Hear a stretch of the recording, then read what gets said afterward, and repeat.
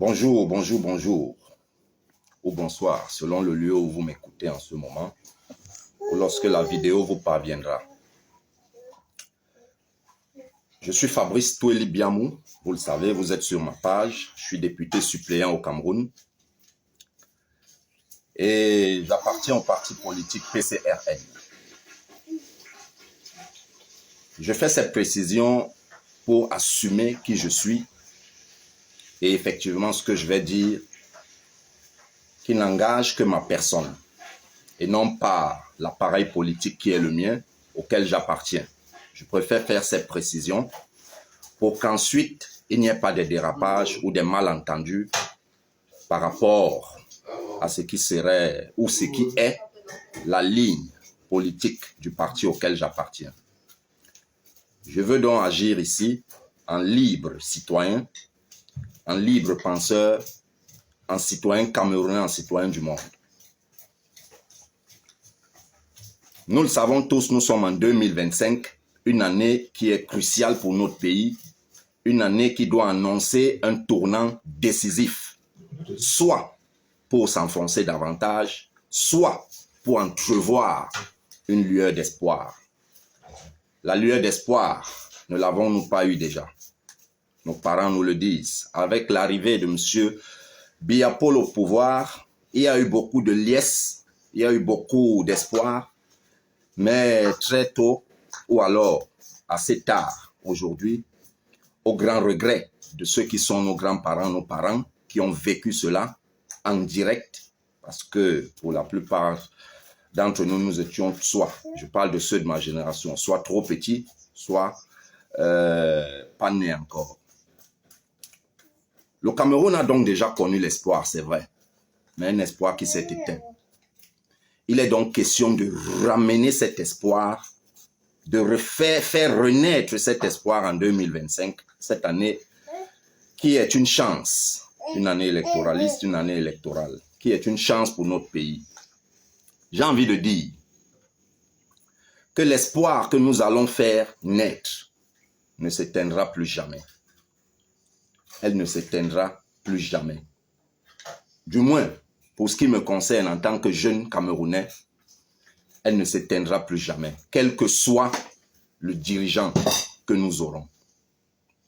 Maintenant, pour en venir au fait, la semaine dernière, je faisais une vidéo où je vous annonçais, où je partageais avec vous la réflexion qui est la mienne, qui d'ailleurs, au demeurant, est connue de tous les milieux sociaux que je fréquente, que ce soit politique ou civil. En réalité, je disais et je le dis et je le maintiens encore, le départ de M. Biya du pouvoir ne se fera pas sans la force. Le départ de M. Biya au pouvoir, écoutez-moi très bien, chers compatriotes, chers Camerounais, chers jeunes surtout, parce que nos parents ont fait leur part. Aujourd'hui, c'est notre part. C'est à nous d'écrire notre histoire. M. Biya Paul ne partira pas du pouvoir sans la force. Et en réalité, son départ n'est pas une affaire de sa personne. Il faut qu'on se comprenne très bien. C'est la petite oligarchie qui est autour de lui qui en réalité gangrène notre pays aujourd'hui. C'est cela qu'il faut faire partir par la force. Parce que M. Biya aujourd'hui n'est qu'un pamphlet, n'est que le buisson qui cache cette forêt-là, ou alors cette nébuleuse-là, qui gangrène notre pays, nous appauvrit, nous crée la tourmente, bref, le vocabulaire me manque. Mais vous aurez très bien compris la gêne qui est la mienne. Alors, parlant de force, chers compatriotes, j'ai lu certains d'entre vous sous mon post, sous ma vidéo de la semaine dernière, me demandant que cette force-là, à laquelle je fais allusion, non mais elle est simple. M. Biya, depuis 43 ans, il s'est armé pour rester au pouvoir. Il faut être prêt à lui opposer les mêmes moyens. Il faut être prêt à lui opposer les mêmes moyens, c'est-à-dire à lui et à sa clique. Ça veut dire que ce que le leader, je ne vais pas prononcer son nom parce qu'il n'est plus de ce monde, paix à son âme, dans les années 92, après avoir gagné les élections, a dit qu'il ne marcherait pas sur les cadavres des Camerounais pour entrer à Itoudi. Je suis désolé, quand on veut libérer son peuple, s'il faut casser les œufs pour faire des omelettes, on casse les œufs. On casse les œufs pour faire les omelettes.